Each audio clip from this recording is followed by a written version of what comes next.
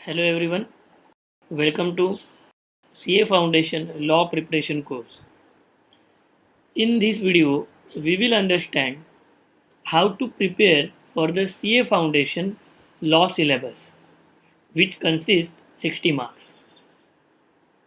इस वीडियो के जरिए हम ये जानेंगे कि CA फाउंडेशन में जो लॉ का सिलेबस है उसकी तैयारी कैसे करें और जिससे हमें मैक्सिमम मार्क्स कैसे मिलेंगे।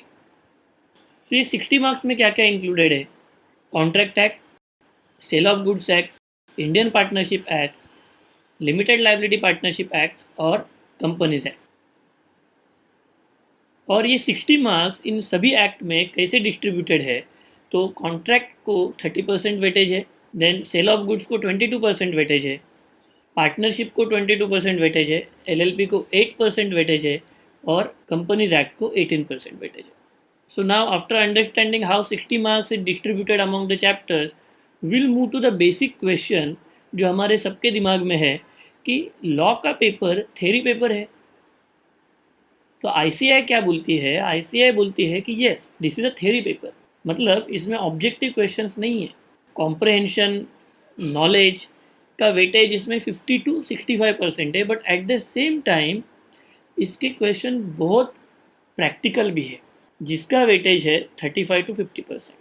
मीन्स नॉलेज का वेटेज आपको 50 to 65% है और वो एप्लीकेशन का वेटेज 35 to 50%।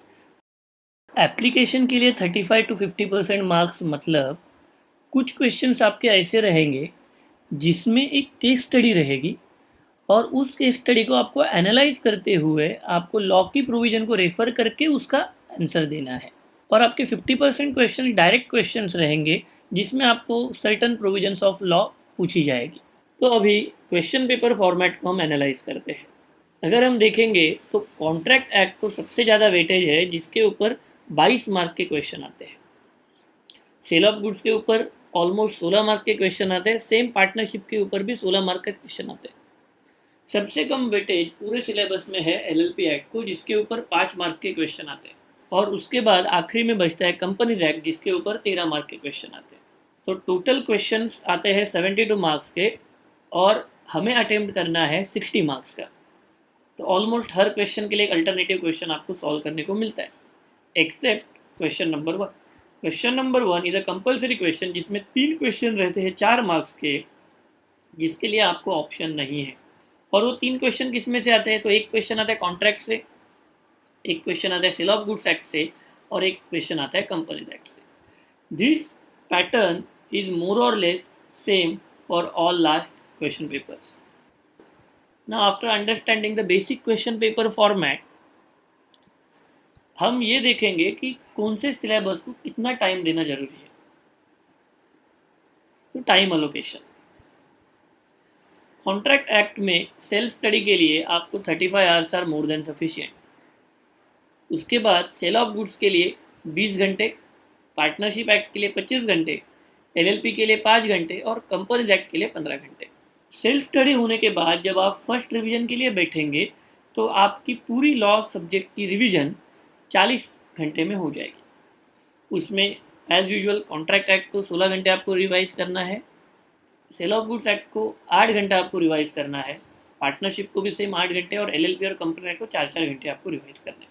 तो अभी हमें पता चला कि क्वेश्चन पेपर पैटर्न कैसा है, हमें कितना टाइम देना चाहिए, कौन सा टॉपिक सबसे इम्पोर्टेंट है। नाउ विल अंडरस्टैंड इसमें से कौन सा टॉपिक सबसे स्कोरिंग है। तो भी अगर आप फिर से देखेंगे तो सबसे कम मार्क्स है एलएलपी को और एट द सेम टाइम सबसे कम पोर्शन है एलएलपी का। और एलएलपी का एक ही क्वेश्चन आता है 5 मार्क का, जिसमें हम आराम से 4 मार्क स्कोर कर सकते हैं, क्योंकि एक्ट ही अगर छोटा है तो क्वेश्चन भी 4-5 क्वेश्चन में से एक ही आ जाते हैं। उसके बाद सबसे स्कोरिंग है कंपनीज एक्ट।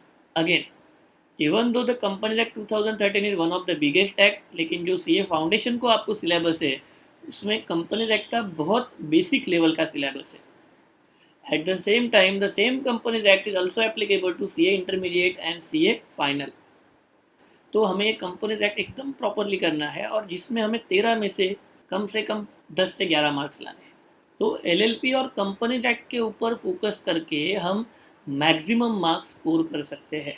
अभी आप बोलेंगे कॉन्ट्रैक्ट तो हमें पढ़ने में बहुत इजी लगते हैं. Yes, contract is very easy, but at the same time considering the number of sections of the contract there are only 4 questions in the question paper. अगर आप कॉस्ट टाइम बेनिफिट एनालिसिस करोगे तो सबसे कम time देके आपको maximum marks देंगे LLP और composite act. अभी पढ़ाई कैसे करनी है हमें पता चल गया. तो पढ़ाई में आपको क्या क्या इंक्लूड करना है, तो बेसिकली आपको आईसीआई का मॉड्यूल रेफ़र करना है. मॉड्यूल रेफ़र करने के बाद आपको वो मॉड्यूल में जो भी क्वेश्चंस दिए हुए, जो भी केस स्टडीज़ देने, अच्छे से देखने. मैक्स टू मैक्स सेक्शन आपको याद रखने, क्योंकि ये चार्टर्ड अकाउंटेंसी की एग्ज़ाम है. आप जब थ्योरेटिकल आंसर लिखोगे उसमें आप अगर सेक्शन को रेफ़र करते हो तो आपको 1 मार्क एडिशनल मिल जाता है.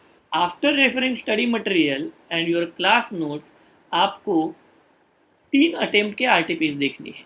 तो एक इस अटेम्प्ट का आरटीपी जो ऑलरेडी आया हुआ है, और 2 अटेम्प्ट के आरटीपीज आपको रेफर करनी है. आरटीपीज मतलब रिवीजन टेस्ट पेपर, जिसमें इंस्टीट्यूट के साइट पे आपको क्वेश्चंस और उनके सजेस्टेड आंसर्स मिल जाते हैं. आरटीपीज देखने के बाद आपको पास्ट 3 साल के क्वेश्चन पेपर्स को सॉल्व करना है. आप ये क्वेश्चन पेपर सॉल्व करोगे तो आपको एक पेपर का पैटर्न आपके दिमाग में बैठ जाएगा, और ये पैटर्न आपके दिमाग में बैठने के बाद आपके दिमाग से लॉ का डर पूरा निकल जाएगा. अभी सबसे इम्पॉर्टेंट है कि इंस्टीट्यूट एग्ज़ाम के 1 महीने पहले मॉक टेस्ट पेपर रिलीज़ करती है और काफ़ी सेंटर्स पे एग्ज़ाम भी कंडक्ट करती है. तो आपको ये मॉक टेस्ट पेपर ज़रूर लिखना है, लाइक आप नॉर्मल पेपर लिख रहे हैं. ये सब होने के बाद एग्ज़ाम के 1 दिन पहले आपने जितने भी इम्पोर्टेंट पॉइंट्स मार्क किए हुए हैं वो आपको पूरे ग्लांस करने. एक दिन में आप पूरा लॉ का सिलेबस रिवाइज नहीं कर सकते, तो आपको उस दिन में सिर्फ इम्पोर्टेंट पॉइंट्स रिवाइज करने हैं, क्योंकि आपका कॉन्फिडेंस बना रहे. After understanding the basics of preparation for the CA foundation law paper and how to do the revision, check our upcoming videos for revision lecture series on CA Foundation Law. Thank you.